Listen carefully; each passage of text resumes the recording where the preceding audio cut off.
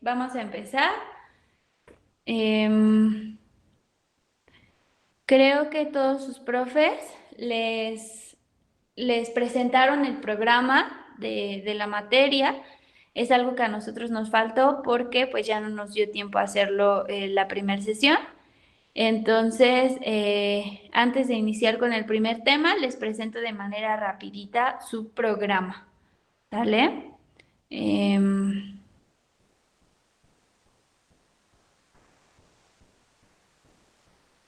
Aquí está, ¿ya lo pueden ver? Sí, ya se ve. Sí, perfecto. Bien, pues bueno, tenemos la asignatura de pedagogía, cuarto semestre.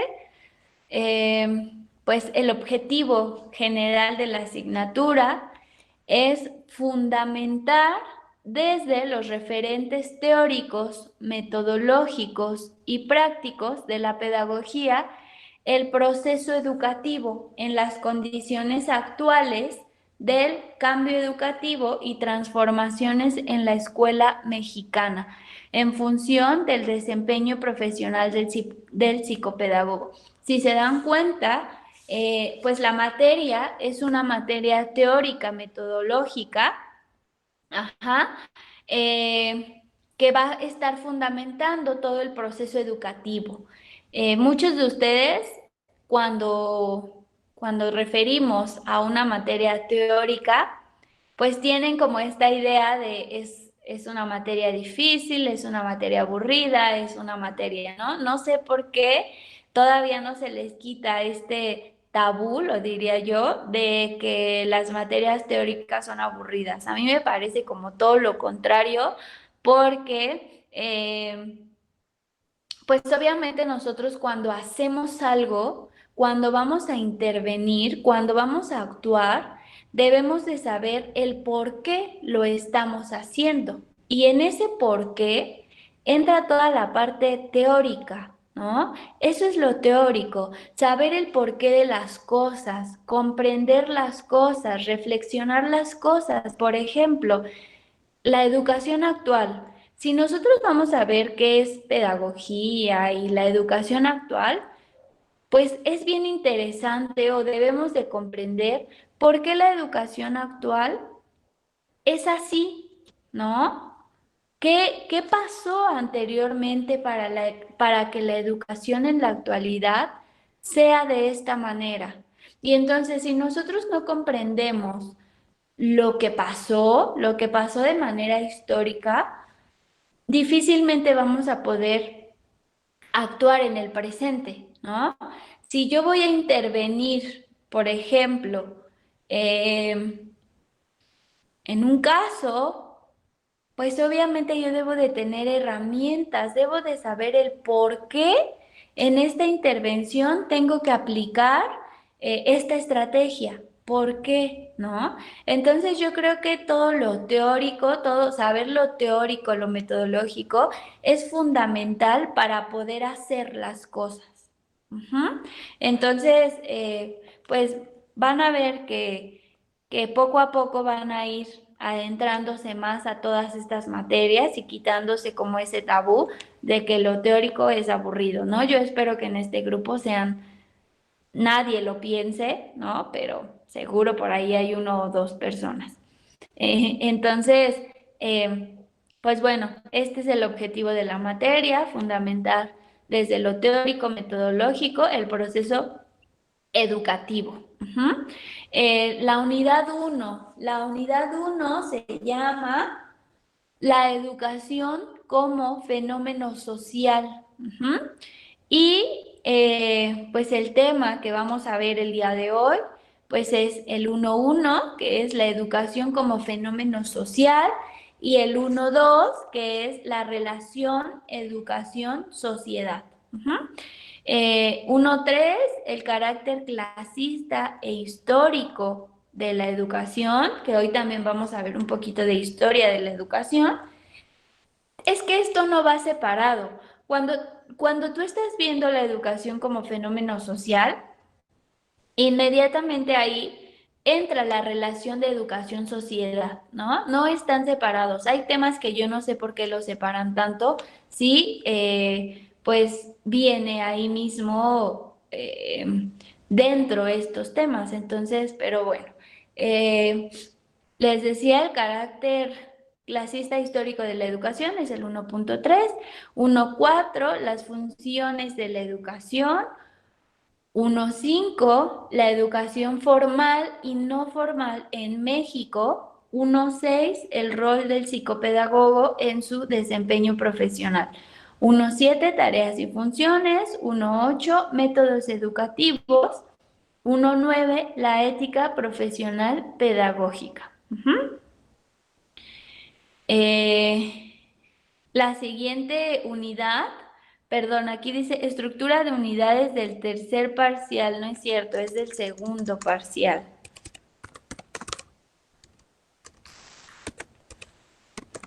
Segundo parcial, ahí está. Es la unidad 2, que es la pedagogía como ciencia.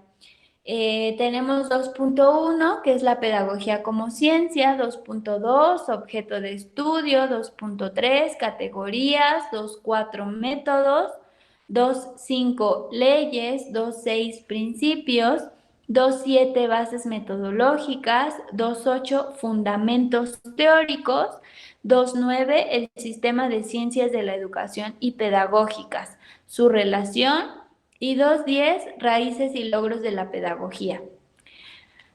Aquí en esta parte yo quiero comentarles que pues su programa se está quedando como muy atrasado en este sentido, ya que solamente está mirando a la pedagogía como ciencia, cuando en la actualidad hay un debate grandísimo, que si es ciencia, que si no es ciencia, que si es disciplina, que si es arte, que si es... Entonces, yo creo que es importante que nosotros veamos la pedagogía desde diferentes miradas para que nosotros al final podamos, a partir de nuestro análisis, pues decidir con qué autores nos quedamos, si desde la pedagogía como ciencia o puede ser de los otros autores que también son representativos de la pedagogía, como Paulo Freire, ¿no? Por ejemplo, que no miran a la pedagogía como ciencia. Eh, entonces, aquí yo creo que vamos a meter un poquito más para que ustedes no se vayan solamente con esta idea. Yo recuerdo, por ejemplo, en el programa de la UNAM o en todos los programas de, pues sí, de la universidad, donde tienen pedagogía, pues nunca empiezan a hablarte de la pedagogía como ciencia, ¿no? Siempre los maestros recuerdo que nos decían, no pueden quedarse solamente con una mirada de la pedagogía. Vamos a ver muchos autores y al final ustedes deciden si la pedagogía es ciencia o no es ciencia, ¿no? No podemos como ahí limitarnos. Entonces, pues sí, a mí me gustaría también que no nos pasara esto y que pudiéramos revisar algunos otros autores que fundamentan que la pedagogía no es una ciencia porque la pedagogía trabaja con personas, ¿no? La pedagogía trabaja pues, con seres humanos y entonces no podemos pensar que más bien debemos de pensar que las personas son totalmente diferentes, todas. Y entonces no podemos actuar de una misma manera. Si se dan cuenta, la ciencia es muy metódica, ¿no? Y tiene paso por paso, paso 1, paso 2, paso 3, muy metódica. Y entonces, pues ellos dicen que pues las personas no pueden trabajarse de esa forma porque cada una tiene características diferentes, cada persona es totalmente distinta, ¿no? Y aunque tengan el mismo problema, yo no voy a poder aplicar la misma ley con ambas, ¿no? Porque a lo mejor, pues con alguna no me funciona y entonces, pues yo creo que las personas no se pueden trabajar de esta forma. entre otras cosas, ¿no? No solamente es por eso que dicen que no es ciencia, entre otras cosas, pero ya también lo estaremos viendo pues más adelante. Por otro lado, tenemos las unidades del tercer parcial y la unidad 3 es la investigación pedagógica, herramienta esencial en el trabajo del futuro psicopedagogo en formación. Y aquí tenemos el 3.1, que es la utilización de instrumentos, encuestas o cuestionarios, la entrevista y las pruebas pedagógicas.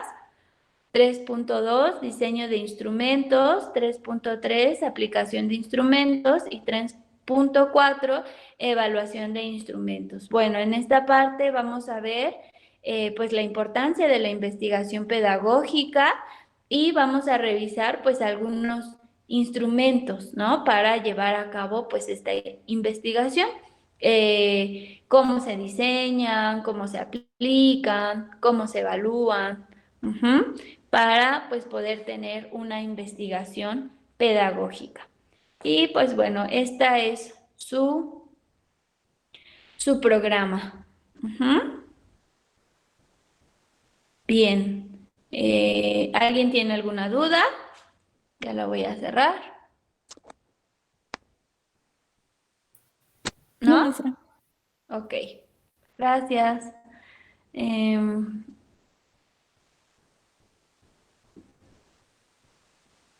Ok, les voy a presentar las diapositivas.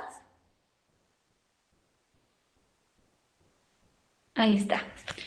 Y el primer tema que vamos a revisar es la educación como fenómeno social, que es su primer tema, la educación como fenómeno social. Y a mí me gustaría preguntarles, ¿qué es un fenómeno social? Para poder comprender por qué la educación es un fenómeno social, ¿no? ¿Qué creen ustedes que es un fenómeno social? No lo busquen, díganme qué creen que es un fenómeno social. Creo que es algo que pues ya conocemos porque desde siempre hemos visto fenómenos sociales, ¿no? Entonces, sé que todos sabemos que es un fenómeno social. ¿Quién me quiere decir? Por favor, cuando participen, me dicen su nombre para yo registrarlos. Yo, maestra. Chávez García. Ajá. Es Yo considero. 401, ¿verdad? Sí, Sí, maestra. Ok. ¿Chávez qué? Chávez García. Ok. Te escucho. Para mí yo considero que un fenómeno es como todo ese cambio que llega, ¿no? Entonces va a ser un cambio que se espera que va a ser para bien o incluso a veces llega a ser para mal y obviamente esto va a afectar o va a beneficiar a la sociedad. Entonces, pues en este fenómeno o en este caso, por ejemplo, la educación como un fenómeno es la educación que viene como un cambio para la sociedad. Así lo entiendo yo. Ok, muy bien. Me gustó esa palabra de cambio. Bien, ¿alguien más?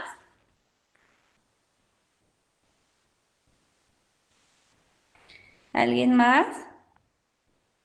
Yo digo que es como una forma de este de expresarse para obtener algún cambio, como dice la compañera, un cambio ya sea bueno o malo.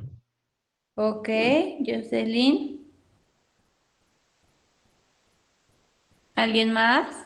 Bueno, yo entiendo que es como una manifestación de tipo social o que tenga que ver con el desarrollo del ser humano. Manifestación tipo social. Muy bien. Cruz Mariana. ¿Alguien más? ¿Uno más? ¿Sería la manera de impulsar un cambio? Ok. Bien, vamos a ver qué es un fenómeno social. Ajá.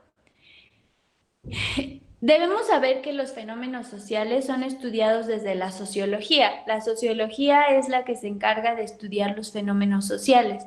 Y entonces la sociología nos diría que un fenómeno social se va a entender a todos aquellos eventos, tendencias o reacciones que tienen lugar dentro de una sociedad humana establecida.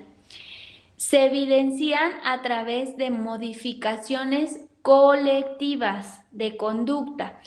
Es decir, no solamente tiene que ver con que una persona solamente modifique su pensamiento o su conducta, sino cuando ya se hace una modificación colectiva, es decir, cuando no yo solo lo pienso, sino ya es otra persona, otra persona, otra persona, y entonces se hace una nueva, por ahí decían ustedes, un cambio, una nueva modificación colectiva, ¿no? Una nueva modificación, un nuevo cambio colectivo, una nueva conducta colectiva o una nueva forma de pensar colectiva. Ajá. Esto puede ser cuando y esto puede volverse una tendencia, o esto puede volverse un evento, o esto puede volverse una reacción dentro de una sociedad. Por ejemplo, cuando llegan a hacerse a partir de un pensamiento colectivo un movimiento social, ¿no? Se hace un fenómeno social. Bien. Por otra parte, tenemos que un fenómeno social se va a destacar aquello que rompe con lo considerado como la conducta cotidiana o tradicional de una sociedad estudiada.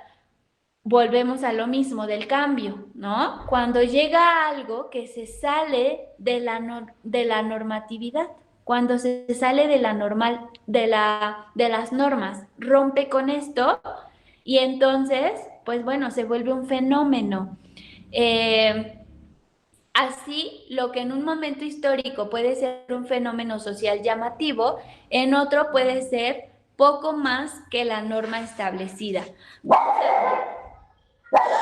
Vamos a dar unos ejemplos. Perdón. Vamos a dar. Permítanme tantitito.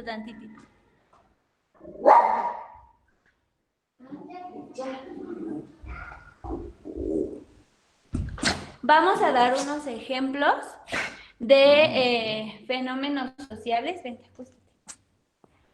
Y podría ser ahorita lo que está pasando con las migraciones masivas, ¿no? Tenemos que, pues mucha gente está saliendo de sus lugares de origen en busca de, pues, nuevas oportunidades, ¿no? En busca de trabajo. Pero se está volviendo no solo de una persona, está siendo una migración masiva. Y entonces eso, pues, se está volviendo un fenómeno social, algo grande que está pasando en la sociedad. Tenemos también, por ejemplo, algunos sucesos políticos, algunas rebeliones políticas que se vuelve un fenómeno social. Por ejemplo, lo que pasó desde que Trump entró al poder, ¿no? Todas esas rebeliones que sucedieron desde que él entra al poder, pues se volvió un fenómeno social, porque involucró a gran parte de la sociedad de Estados Unidos, tanto que lo apoyaban como no lo apoyaban, pero ahí se hicieron un montón de revueltas políticas hasta la fecha, ¿no? La última que apenas hubo por el cambio de poder. Y pues todo esto que involucra a mucha parte de la población se vuelve un fenómeno social. Ajá, hasta aquí vamos bien. Otro ejemplo podría ser las religiones. Cuando una religión se expande, por ejemplo, lo que pasó en la expansión del cristianismo, creo que por ahí ustedes ya tuvieron historia de la educación y me van a ayudar aquí. Cuando surge el cristianismo en Roma era una ciudad fuerte, una ciudad grande, una ciudad con un poder increíble que parecía indestructible, que parecía que nadie podía acabar con los romanos, con su imperio, ¿no? Y entonces ellos destruían a cualquier grupo grande, colectivo, que pudiera hacerlos sentir amenazados, ¿no? Los grupos que venían y que pues obviamente los romanos no se iban a arriesgar a que pues ellos trataran de quitarlos del poder o algo, ¿no? Entonces los romanos se deshacían de todo aquel grupo grande que pudiera hacerlos sentir amenazados. Pero cuando surge el cristianismo, pues surge a partir de un pequeño grupo, ¿no? De un pequeño grupo que aparece en la clase pobre, así como veíamos a Roma, que era un imperio impresionante, con mucho dinero, también había parte de la población que estaba en extrema pobreza, ¿no? Que estaba en la calle, que habían muchas infecciones, no había higiene, que no tenían alimento, ¿no? Se estaban muriendo una parte de la población. ¿Qué pasa? Pues esta población de cristianos empieza a surgir en ese grupo pobre. ¿Y qué hace? Pues empieza a ayudar a la población, los alimenta, entre ellos se empiezan a unir en colectivo y se empiezan a ayudar. Pero pues como era un grupo chiquito, pues los romanos dicen, ay, es una secta cualquiera, ¿no? Pensaban que era una secta cualquiera. Y entonces pues no le tomaron mayor importancia porque no había nada comparado con el Imperio Romano a este grupo tan pequeñito. Sí, pero de ahí empezaron pues a hacerse más y la gente los empezó a aceptar. Entonces, hasta que cada vez, como eran más, tuvieron que hacer sus reuniones, ¿no? Pues todos sus lugares donde ellos tenían que esconderse debajo, por ahí si lo vieron en Historia de la Educación, ¿no?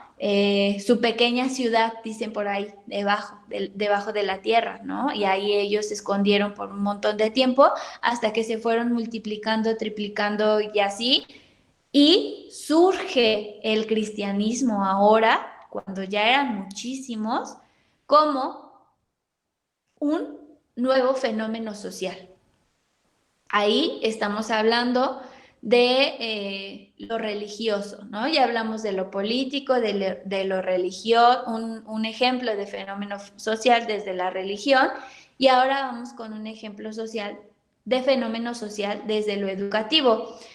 Tenemos, por ejemplo, antes, nosotros hemos escuchado que antes la educación, a la que le han llamado educación tradicionalista, pues tenía características específicas, como por ejemplo, era muy común que los maestros pararan al alumno en el pizarrón, ¿no?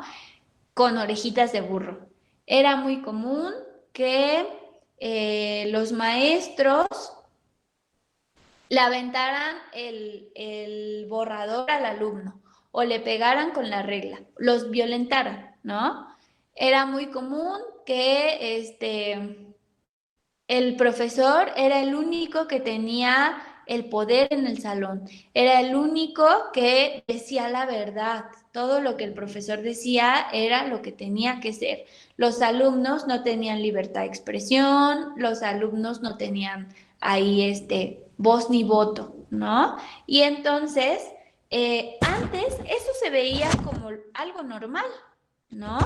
Todos decían o no pensaban en otro tipo de educación porque la gente que vivía en esa época pues decía, esto es pues la educación, así es, ¿no? Era algo normal, cotidiano. Y entonces pues llega, ¿no? Llega otro grupo que dice, esta no puede seguir siendo la educación, ¿no? Esto no es pedagógico, este tipo de educación no es buena, ¿no? Y bla, bla, bla, ¿no? Empieza a argumentar el por qué debe de haber un cambio en la educación.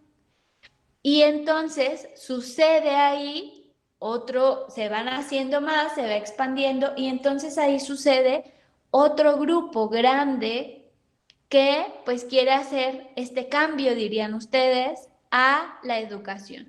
Es decir, se sale de las normas, se sale de lo que está impuesto como normal para hacer otra nueva educación, ¿no?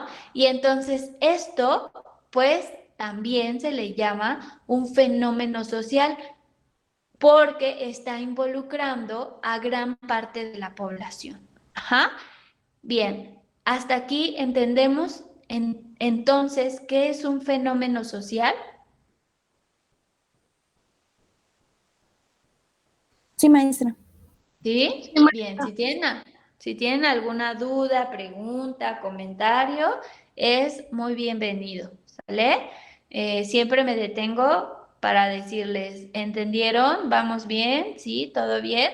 Para que no me vaya a saltar, ¿qué tal si nadie entendió? Y yo ahí sigo hablando, ¿no? Bueno, ok, entonces eso es un fenómeno social. Por eso decimos que la educación es un fenómeno social, la educación como fenómeno social. Ajá. Y aquí era lo que les decía, que aquí mismo entraba el tema de relación educación-sociedad. Como lo estamos viendo, está íntimamente relacionado. No puede existir una educación sin sociedad y la sociedad no puede existir sin educación. Siempre a través del tiempo, todas las sociedades, aunque quizá no se le llamaba como tal educación, había educación. Había educación informal, que ahorita ya lo podemos llamar educación informal, pero siempre ha existido la educación, por ejemplo, en las sociedades primitivas, ¿no? Había educación, no había escuelas, claro, no había libros, no había libretas, ni nada, pero pues antes esos pequeños grupos que andaban de un lugar a otro, que eran nómadas, pues estos pequeños grupos, pues también educaban de una manera informal a sus familias, a sus generaciones, a casar, porque ellos, ¿qué era lo que querían? Pues sobrevivir, ¿no? Sobrevivir. Era como su mayor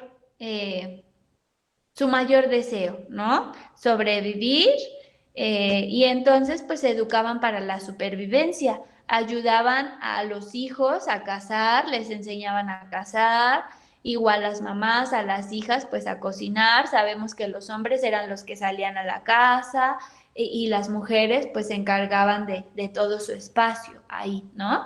Entonces siempre ha existido educación y ha tenido una relación sumamente estrecha con la sociedad. No puede existir una sin la otra. Por eso hay una relación muy, muy, muy fuerte entre ambas. Ujú. Bien, entonces ahora ya vimos qué es un fenómeno social. Bien, entonces, ¿qué es la educación? ¿No? Es importante que nosotros definamos la educación. Y por ahí ustedes me buscaron dos conceptos de educación. ¿Me pueden decir uno nada más, el que les haya parecido más interesante? Los escucho, igual me dicen su nombre, su apellido.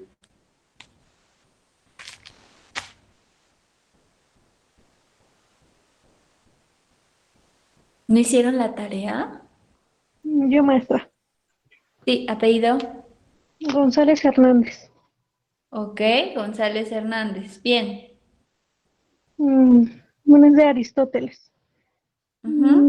La educación es carácter de algo material y entiende que solo mediante la relación del individuo con otras personas se puede hacer un hombre. Si esta relación es cualificada, puede llegar a ser un buen hombre. Ok, gracias. González Hernández. ¿Alguien más? Yo. Yo, maestra. Yo, bueno, Sí, los escucho. En sí no sé pronunciar el autor, pero es T.W. Moore y dice, la educación de una persona puede entenderse como la suma total de sus experiencias. En otras palabras, la meta de la educación es producir un hombre educado que alcance ciertos criterios de desarrollo intelectual, moral y estético. Alcance criterios de desarrollo moral, intelectual y estético. Bien, ¿alguien más? yo maestra. Yo. Vázquez Yesenia y Cruz Mariana. Sí, este autor definía la educación como un arma vital para la liberación de un pueblo y la transformación de una sociedad para que adquirieran una connotación ideológica y política definida, y también lo veía como una empresa para así liberar y no caer en lo contrario, como en una dominación. ¿Pablo Freire o de quién es? Sí, Pablo Freire. Bien, ¿quién más? Bueno, la mía es de Jean Piaget y dice así: es adaptar al niño a un medio social adulto, donde la educación se utilice para moderar a la gente como transmitir valores sociales colectivos. Esto será un derecho y obligación de los padres, el decidir la educación de que se impartirá a sus hijos. Por lo tanto, debe estar informado de la manera en que se proporciona en las escuelas, lo cual su principal objetivo será informar personas que sean capaces de hacer cosas nuevas y no simplemente de repetir lo que en otras generaciones ha realizado. Se necesitan hombres que sean creadores, que estén pletóricos de inventiva y que sean capaces de descubrir algo original. Bien, miren, aquí está otro concepto donde pues nos dice que es importante que las personas no solamente aprendan algo que ya está, sino que construyan un nuevo conocimiento, ¿no? Y algo que también Paulo Freire lo mencionaba, no de la misma forma, pero también decía, debemos de construir nuevo conocimiento, no solamente es aprender ideas, sino construir nuevas ideas. Bien, ¿alguien más? Yo, Yo, maestra. Piña, Jocelyn Domínguez y Ramos. Bueno, el Y listo. mío es de Platón y dice, la educación es el proceso que permite al hombre tomar conciencia de la existencia de otra realidad y más plena a la que está llamado, de la que procede y hacia la que dirige. Por lo tanto, la educación es la desalineación, la ciencia es la liberación y la filosofía es alumbramiento. Ok. Por ahí creo que ese concepto de Platón, todos lo conocemos en el mito de la caverna, ¿no? Creo que aquí nos da un concepto total de lo que es la educación y la pedagogía a través de un mito, ¿no? Para que lo podamos entender más. ¿Todos conocen el mito de la caverna? Sí. Sí, vientos. Los demás que, si no lo conocen, búsquenlo por favor. No pueden ser psicopedagogos sin conocer el mito de la caverna. ¿Sale? Además es bonito. Bien, ¿a quién más le había dicho? A mí. ¿Mm? Es el de Aristóteles. La educación es de carácter algo material y entiende que solo mediante la relación del individuo con otras personas se puede hacer un hombre. Si esta relación es cualificada, puede llegar a ser un buen hombre. Ok, bien. Y Ramos, creo. sí, dice, según John Dewey, sostenía que la John educación, Dewey. ajá, sostenía que la educación es una idea abstracta que tenía vigencia y realidad a la medida que el hombre genera actos o hechos educativos concretos. Ok, gracias. Y Cruz Hernández y ahí terminamos. Sí, maestra. Yo escogí el de Marx, que dice que la educación no puede ser tan solo ejercitar el cuerpo, aprender habilidades técnicas, sino que también es asimilar conocimientos para aprender valores, actitudes y hábitos sociales. Ok, bien, muchas gracias chicos. Bueno, por ahí creo que nadie mencionó uno de los conceptos eh, más relevantes. No es que sea el mejor concepto, ¿no? Sino el concepto más relevante en la sociología. Ujú. Ahorita que nosotros estamos viendo la educación como fenómeno social, me gustaría a mí tomar este concepto porque estamos hablando de lo social, ¿no? De la sociología. Y es de Durkheim. Durkheim es un sociólogo muy, muy, muy, muy importante que es de los primeros que analiza a la educación desde la mirada sociológica. Con él surge sociología de la educación. Por ahí si ya llevaron sociología de la educación, seguramente fue a la primer persona que vieron, a Emilio Durkheim. Es un sociólogo, es de los primeros sociólogos de la educación, fue el que hizo sociología de la educación. Bien, y él nos dice que la educación es la acción ejercida por las generaciones adultas sobre las que todavía no están maduras para la vida social.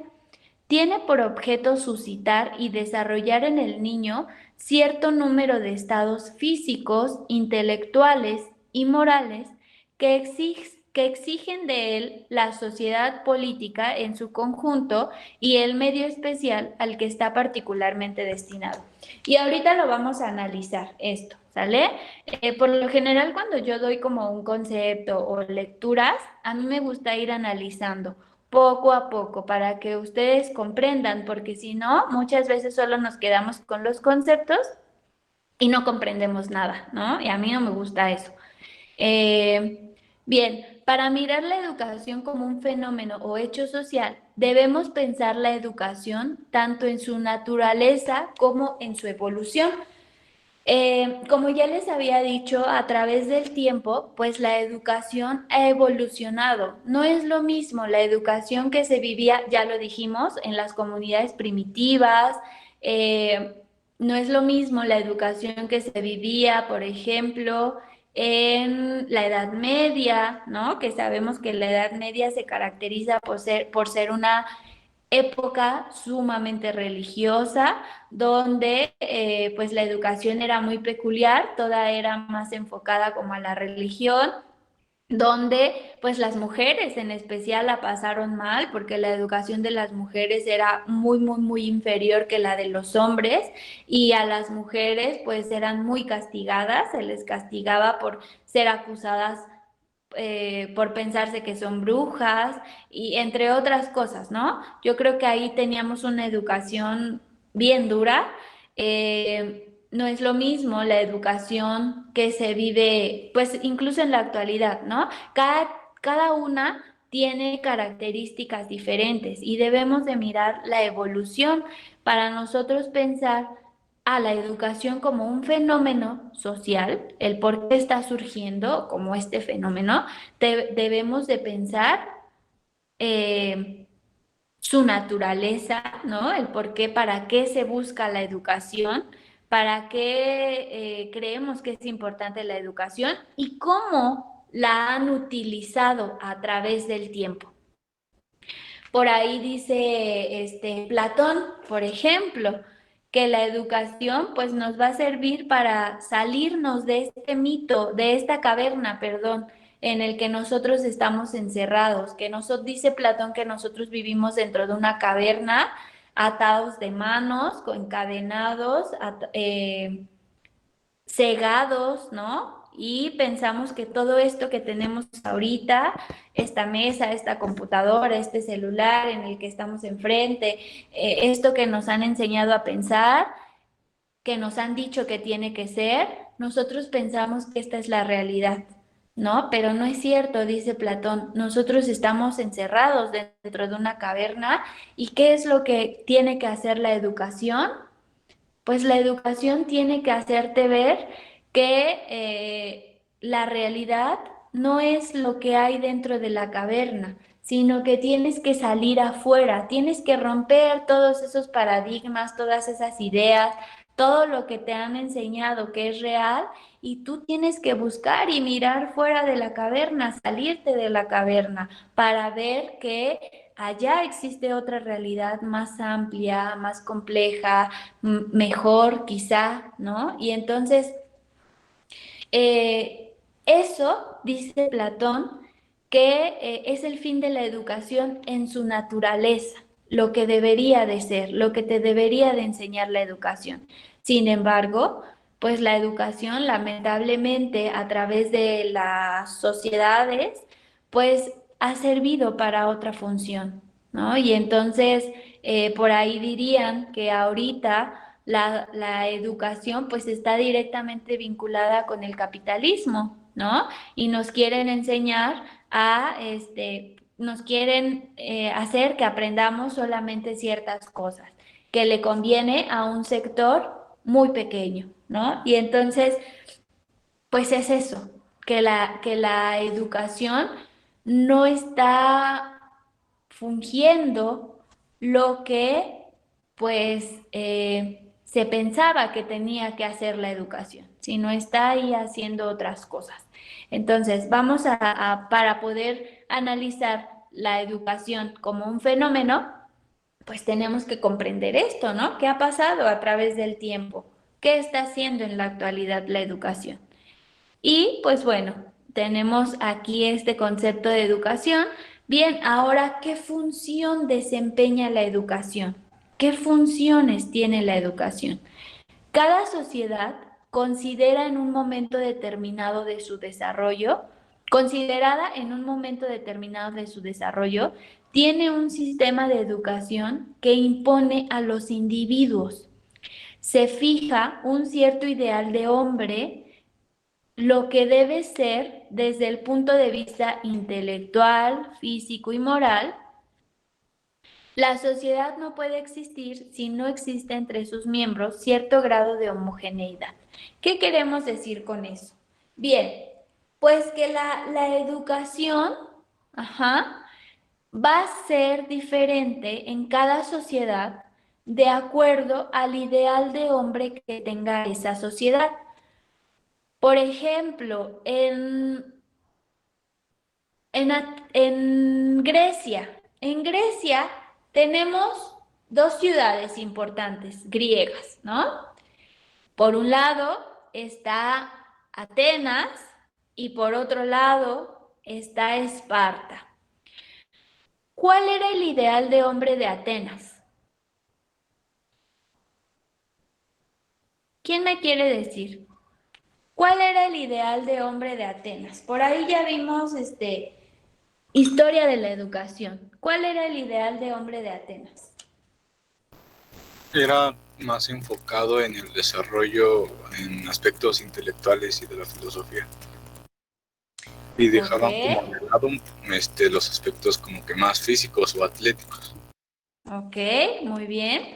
Bien, en Atenas, como dice su compañero Israel, pues el ideal de hombre era formar a ciudadanos intelectuales, a ciudadanos brillantes, a ciudadanos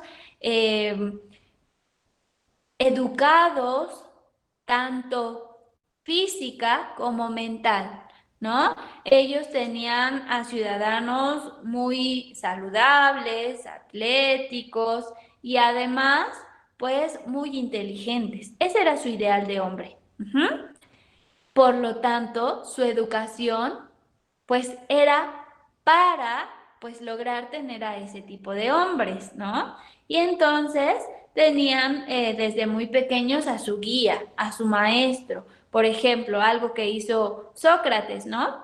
Sócrates tenía a todos sus discípulos, a los que educaba, los enseñaba, los formaba, los cuestionaba de manera filosófica para que ellos se hicieran sabios. Y entonces tenían un tipo de educación para, pues, lograr obtener a este tipo de hombres. ¿Qué pasaba en Esparta, no? ¿Cuál era el ideal de hombre de los espartanos? Nosotros creo que siempre que pensamos en los espartanos nos imaginamos a personas con armaduras, ¿no? A personas guerreras. Y sí, pues es que ahí en Esparta ese era el ideal de hombre, ¿no? Hacer personas hábiles para la guerra, a personas capaces para la guerra, para salvar a su ciudad, para dar la vida por su ciudad. Entonces ahí tenían que hacer ciudadanos valientes, ciudadanos guerreros, ciudadanos fuertes, y lo intelectual no importaba tanto. Entonces, solamente dicen en algunos libros que pues la mayoría de la población pues solamente les enseñaban lo básico, ¿no? lo básico de la lectura, lo básico de las cuentas, etcétera. Pero no era como muy importante que fueran personas sabias, más bien que fueran personas preparadas para la guerra. Entonces, ese es su ideal de hombre, ¿no? ¿Cómo yo debo de tener a un hombre? ¿Cómo queremos tener a los hombres? Y entonces su educación, pues era justo para eso, era destinada para eso. Y pues desde muy chiquitos empezaban a formarse, más o menos a la edad de los 7 años, eran desprendidos de la familia, se los quitaban a la familia y entonces formaban ahora parte del Estado. El Estado era el que ya se encargaba de ellos, ya no la familia. Incluso en un libro aparece que pues muchas veces el Estado se los llevaba como a su escuela donde los iban a educar, que quien los educaba era personas que ya personas grandes, ¿no? Que eran consideradas sabias, personas que ya habían pasado todo su proceso educativo, que ya habían pasado todo su proceso de guerra y que ya estaban, diríamos ahorita, jubilados, ¿no?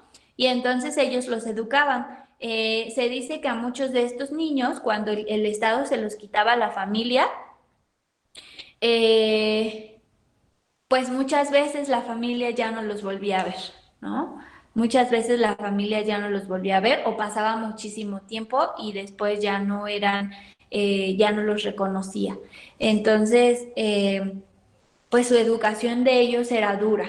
Su educación de ellos, los niños tan chiquitos tenían que pasar pruebas fuertes, pruebas duras, pruebas que los lastimaban incluso. Por ahí recuerdo una de ellas que era, por ejemplo, meterles como la aguja aquí entre las uñas y el dedo, a ver cuánto aguantaban y te lo iban contando el tiempo, o sea, cositas, pruebas así tan violentas. Y eso era su educación. Para ellos, esa educación era buena porque iba a lograr a este tipo de hombre que ellos querían, ¿no?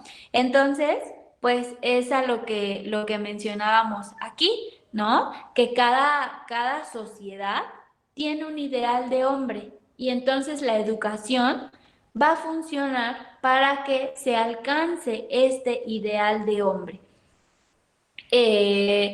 Dice, la sociedad no puede existir si no existe entre sus miembros cierto grado de homogeneidad. Es decir, por ejemplo, lo vimos en Esparta, pues la mayoría tenía esa educación, ¿no? La mayoría tenía las mismas ideas, que era muy, muy importante ser valiente, ser fuerte, ser educado para la guerra. Y ahí es cuando hablamos de un pensamiento homogéneo. ¿Recuerdan por ahí sus clases de química? Estas mezclas homogéneas y heterogéneas.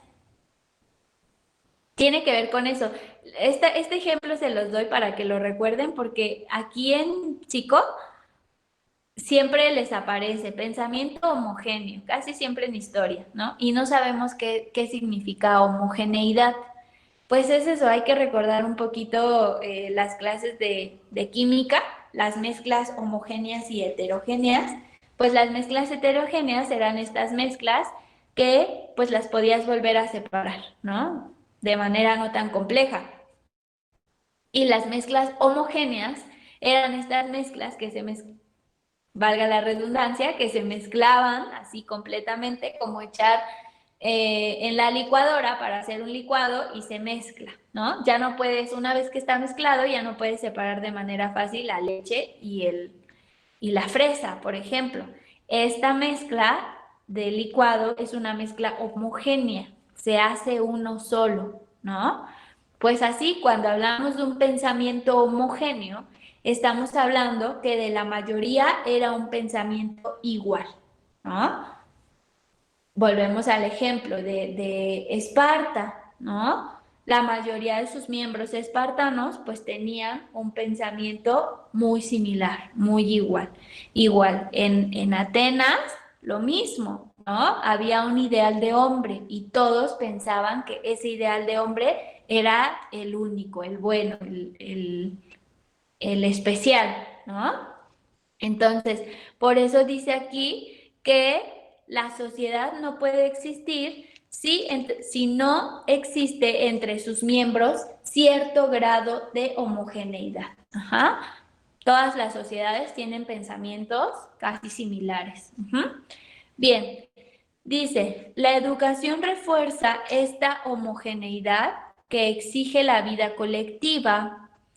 Gracias a la educación, el ser individual se transforma en ser social. Esta homogeneidad es relativa. No debemos olvidar la división del trabajo que existe en las sociedades modernas. Escuchen bien aquí que dice, la educación refuerza esta homogeneidad que exige la vida colectiva. Es decir, la educación te enseña a que debes de aprender pues lo que sabe esa sociedad. Por ejemplo, si alguien nuevo entrara a la sociedad de Esparta, pues para tú poder entrar a esa sociedad, para tú poder ser parte de esa sociedad, para que tú seas aceptado en esa sociedad, pues debes de aprender sus características, ¿no? Debes de aprender que es muy importante ser valiente y ser educado para la guerra. ¿Sí me explico? Para tú poder entrar a una sociedad, tienes que aprender también sus costumbres, sus valores, sus ideas, todo, para que seas aceptado. Y para eso se encarga la educación. Ajá, porque cada sociedad tiene sus características diferentes. Vamos a poner un ejemplo. Esto es como a mayor escala, ¿no? El ejemplo que voy a dar va a ser que lo veamos así como más pequeñito. Todos conocemos CEU, ¿no? Ciudad Universitaria. Todos conocemos CEU o hemos escuchado hablar. La mayoría hemos ido, pero de todas formas hemos escuchado hablar de CEU, Ciudad Universitaria. Sabemos que es grandísima, sabemos que es una escuela que pues es muy políticamente activa, es decir, que en todas las marchas, ahí está, la UNAM, ¿no? En todas las manifestaciones o todos estos movimientos sociales está la UNAM, ¿no? Va la UNAM. Sabemos que pues son de la UNAM, la mayoría pues son inteligentes, entre otras cosas, en general, ¿no? Pero dentro de esta sociedad, UNAM, hay muchas facultades. Está la facultad de medicina, está la facultad de derecho, está la facultad de sociología, está la facultad de filosofía, está la facultad de odontología y hay un montón de facultades, de pequeñas escuelas dentro. Cada una de esas pequeñas escuelas tiene sus características propias, sus características diferentes, ¿no? Su cultura, su pequeña cultura diferente. Por ejemplo, en la facultad, y no lo estoy inventando, ustedes pueden ir a ver ahora que se acabe la pandemia y abran, un día que vayan, observen. Si ustedes entran a la facultad de Derecho, van a ver a todas las niñas así bien bonitas, bien vestidas, con sus zapatillitas, con todo muy arregladito, a los niños igual, zapatitos, trajecito. ¿Por qué? Porque es su cultura, porque ellos piensan que, pues sí, ¿no? Cuando estés ahí defendiendo un caso, ¿no? Tienes que ir presentable, tienes que ir bien. Incluso si ustedes entran a los salones, las banquitas están acomodadas totalmente en fila y además están pegadas con clavos para que no los puedas mover. A diferencia dice por ahí su compañera, ¿y de filosofía y letras cómo van? Bueno, los de filosofía y letras no tienen reglas en ese sentido, ¿no? Entonces, hay unos que van con sus rastas y con pants y pues, no pasa nada, ¿no? Porque ellos dicen que ellos van a pensar, no van a otra cosa. Y entonces lo argumentan. Y pedagogía está dentro de la Facultad de Filosofía. O sea, pedagogía es parte de la Facultad de Filosofía. Yo recuerdo que cuando me inscribía a pedagogía cada semestre, que hacía mi reinscripción, me tendría que reinscribir no a pedagogía, sino a filosofía, ¿no? Porque está dentro de, así lo manejan ahí. Y pues bueno, ellos no pasa nada, van como quieran, ¿no? En pants, en pijama. Y yo recuerdo que tenía una maestra que nos dijo un día, tienen que venir a exponer en pijama, ¿no? Hay que venir todos en pijama. Y ahí vas. O sea, no hay como una regla y lo argumentan ahí de otra forma, ¿no? No es que sea malo, no es que sea bueno, tampoco en lo de, no estoy diciendo en ninguna que sea malo o bueno, estoy diciendo que tienen diferente cultura, diferente forma de pensar. A lo mejor los de derecho dirían, ay, estos mugrosos, ¿no? Y los de filosofía dirían, qué superficiales, ¿no? Etcétera. Entonces, cada uno tiene sus propias ideas, sus propias costumbres, son sociedades pequeñas, ¿no? ¿Qué pasaría entonces si alguien nuevo, una persona nueva, va a entrar a la facultad de Derecho? Pero esta persona es punk, ¿no? Y entonces va la chica con su moicana y así toda de negro y sus bototas y, ¿no? ¿Qué es lo que tiene que hacer? Poco a poco, la educación de esa sociedad para que ella pueda ingresar, esto es de manera inconsciente, ¿eh? No te lo dicen. Ah, para que tú formes parte de nuestra sociedad y no te excluyamos, tienes que cambiar tu forma de vestir. No, no te lo dicen. Sin embargo, está muy ahí, por debajo del agua, ¿no? Que pues la alumna tiene que adoptar su forma de pensar, de vestir, de todo, para pues que pueda integrarse a esa comunidad. Porque si no, pues a veces, y luego los maestros de ahí, de la Facultad de Derecho, sí te dicen, ¿no? No vienes bien vestida, por favor retírese. Yo les dije que con traje a mi clase, siempre con traje, porque ¿a poco así van a atender un caso, no? Y entonces, pues inconscientemente, pues ya la chica sabría, ¿no? Que para estar ahí, pues, tiene que acatar ciertas reglas. Y así es. Esto lo estamos viendo de manera así como más pequeña para que lo entiendan, pero eso pasa a nivel social de manera grande. Por eso dice Durkheim, la educación es esa transmisión de conocimientos, tanto moral, físico, etcétera, de una generación adulta a una generación más pequeña. Los adultos tienen que enseñarle a los niños que apenas llegan a esta sociedad, que apenas se van a integrar a la sociedad, todo lo que puede y no puede hacer, ¿no? Todo lo que puede, lo que tiene permitido y lo que no tiene permitido, todo lo que se hace, cómo se mueve esta sociedad para que el niño pueda ingresar a ella y que pueda ser aceptado.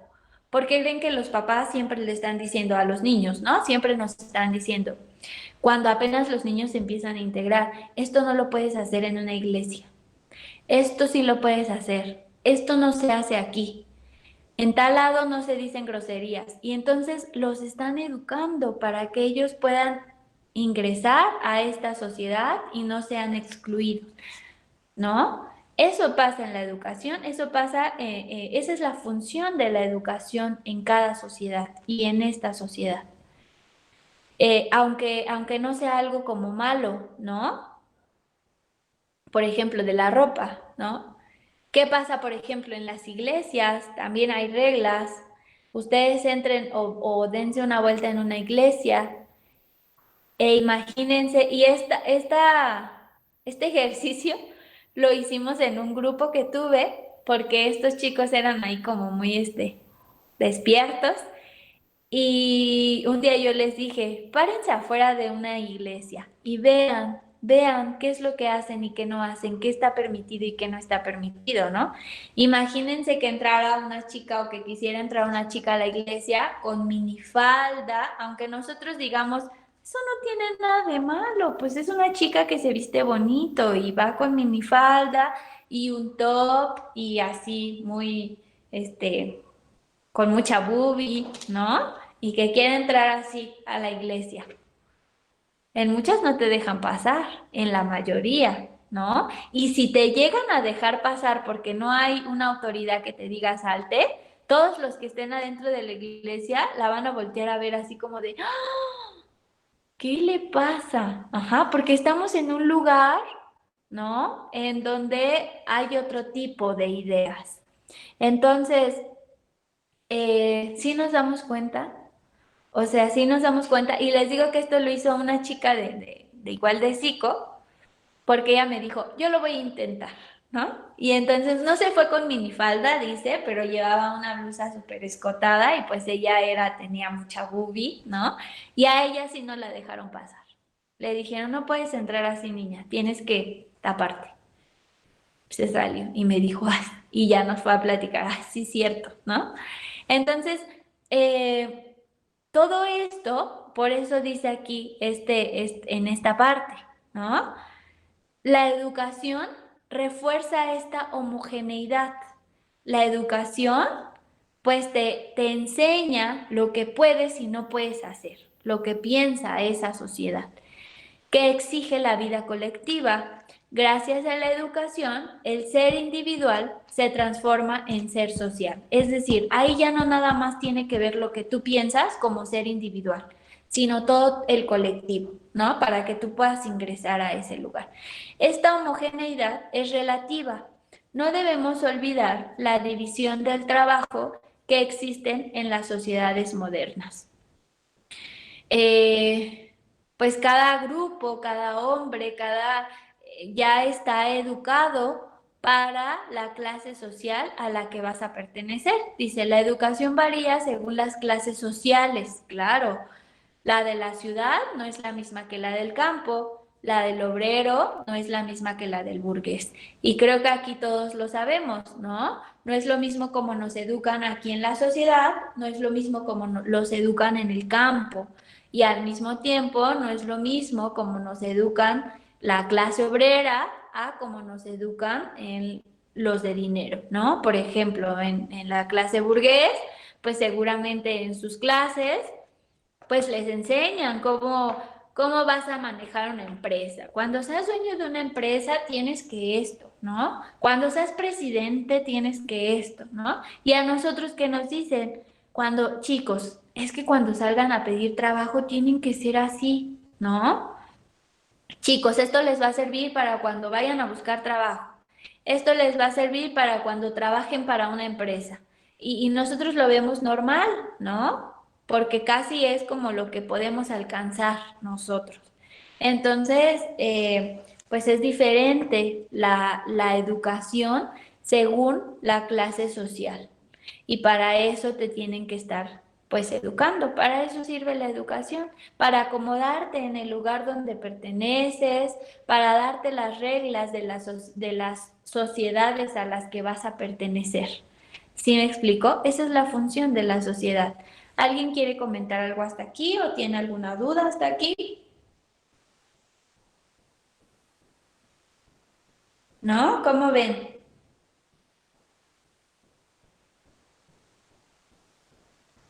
No, maestra, todo bien. ¿Todo bien? Ok, gracias. Bien.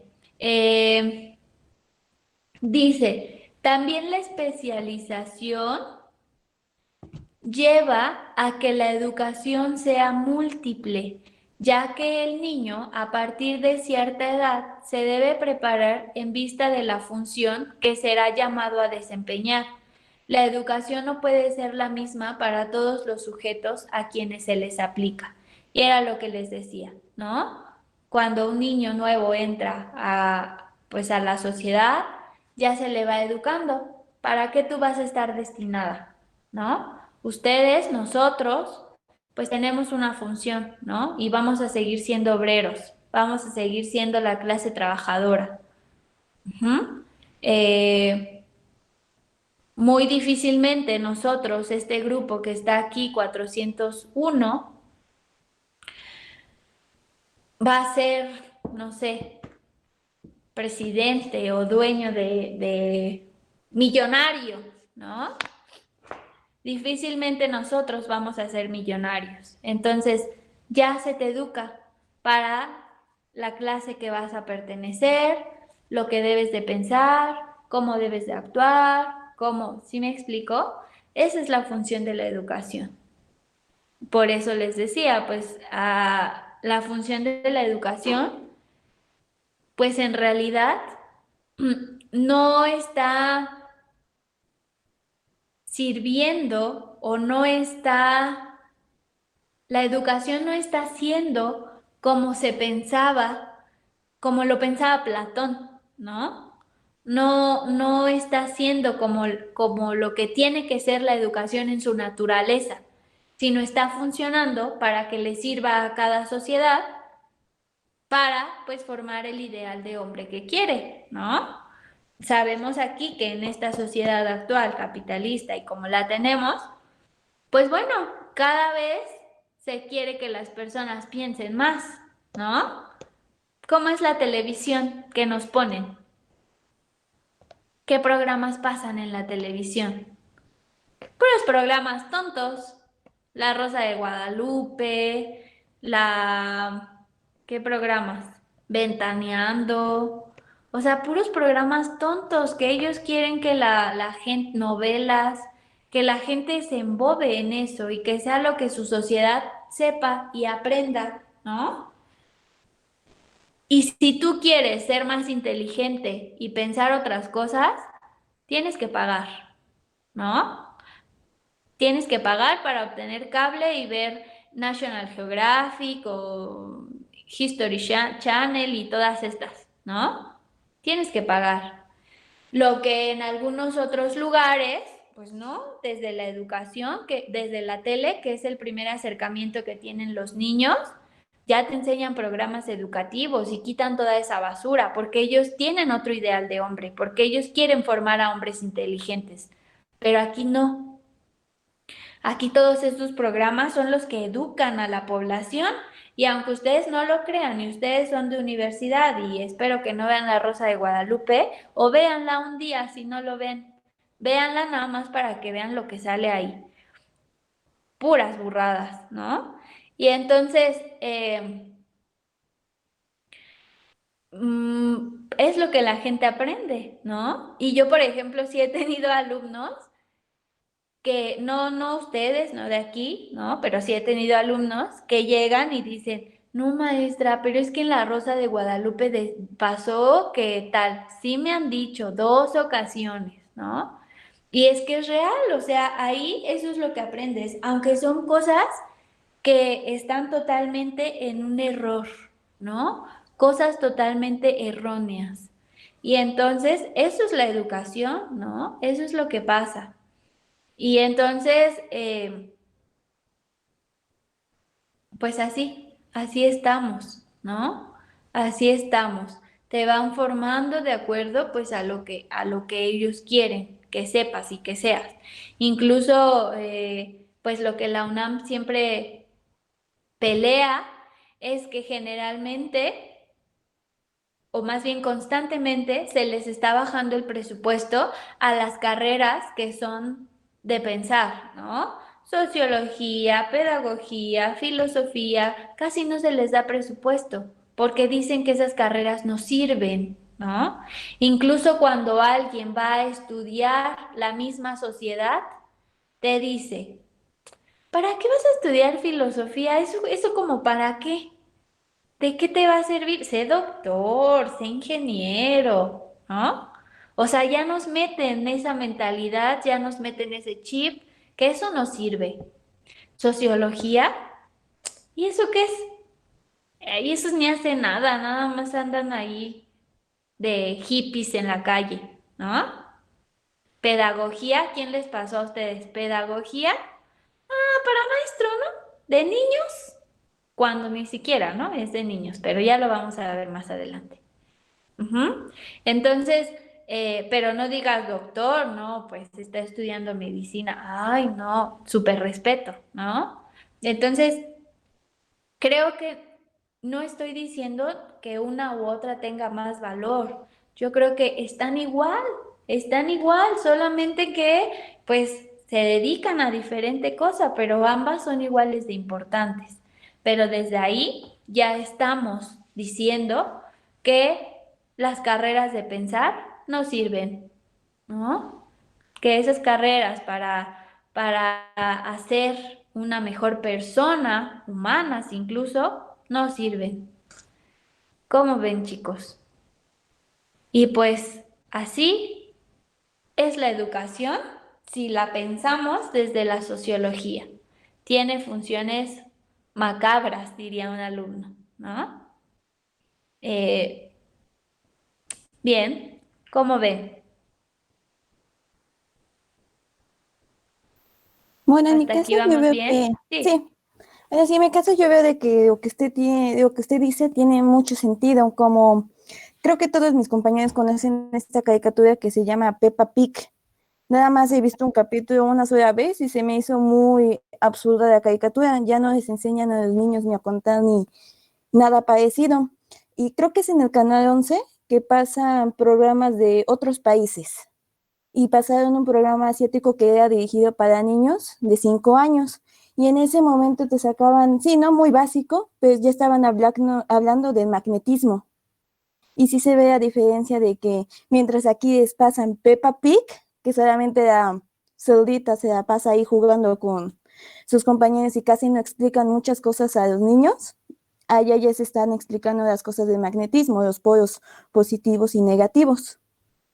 Sí, sí, sí. Y yo siempre he pensado que los medios de comunicación, uno de los más fuertes en los niños, bueno, que ahorita ya también es el internet, el Facebook, pero era la televisión, ¿no? Y yo siempre decía, ¿por qué no pondrán más programas buenos, más programas educativos? Por ejemplo, estos del 11, ¿no? Como dices, en el 11 hay programas divertidos y que son educativos, ¿no? Que son para niños, son divertidos, pero educativos. Pero pues no, generalmente, pues todo lo que tenemos en la televisión es pura, pues pura tontería, ¿no? Ahí pura basura. Maestra, Bien, ¿sí? sí, exactamente como lo comenta la compañera y usted. Yo, por ejemplo, me doy cuenta que sí, la educación ha cambiado mucho de un tiempo para acá de una manera realmente sorprendente. Yo tengo 2 hijos de diferentes edades, ¿no?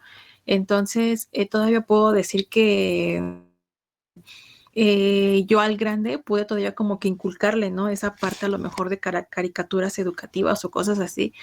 Y al chico, a pesar de que es más chico, yo quisiera como esta parte de hacer lo mismo, se las pongo y se aburre, ¿no? O sea, él ya está como que más despierto y quiere ver otras cosas y luego ando peleando con él porque le digo, es que con eso no aprendes nada, ¿no? Y hasta me desespero. Pero le pongo yo las caricaturas que le ponía al chiquito, al grande y se aburre o dice, eso no sirve o eso no me gusta. ¿Por qué? Porque pues ciertamente los medios de comunicación, el internet, el YouTube han influenciado mucho, ¿no? Y luego a veces que le digo, es que no vas a ver eso. Y no sé si yo ya me salí y regreso y lo está viendo. Y es así como que, a ver, habíamos quedado en algo, ¿no? Entonces sí, los medios de comunicación están influyendo demasiado, ¿no? Y supongamos ahorita, hasta con el hecho de que tengan que estar viendo el Aprende en Casa, ¿no? Y luego mi hijo el grande me dice, es que no entendí algo. Le digo, pues búscalo, ¿no? Y obviamente luego recurren al YouTube. Y ya cuando voy a estar viendo otra cosa que ni siquiera era de lo que realmente tenía que estar viendo del tema. O ya según él está entendiendo, pero de una manera muy diferente. Entonces cuando uno tiene que como que intervenir para como que jalarlos otra vez, porque si uno los va dejando a que ellos vayan y se estén despertando de la manera que están despertando, pues sí está muy canijo. Y si usted compara unos niños de ahorita, de estos años, a hace 5 o 6 años atrás, creo que siguen más dormidos los que nacieron primero que lo que están haciendo ahorita, ¿no? Sí, sí es complicado.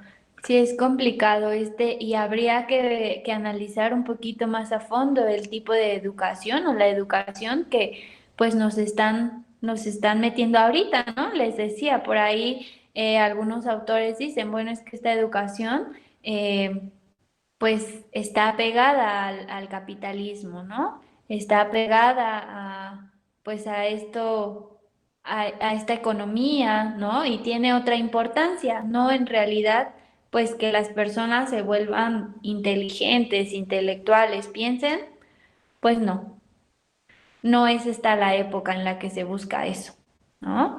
Habría que remontarnos atrás, porque ni siquiera esta educación es igualitaria, y ahí lo vemos, ¿no? Las clases sociales, el campo, la ciudad, todo es diferente, es complicado. Sí, chicos, pues entonces, pues se terminó la clase, nos vemos el día de mañana y continuamos, ¿sale? Muchas gracias y que tengan un bonito día. Gracias, Igualmente. Nos Gracias. vemos. Bye. Gracias, maestro.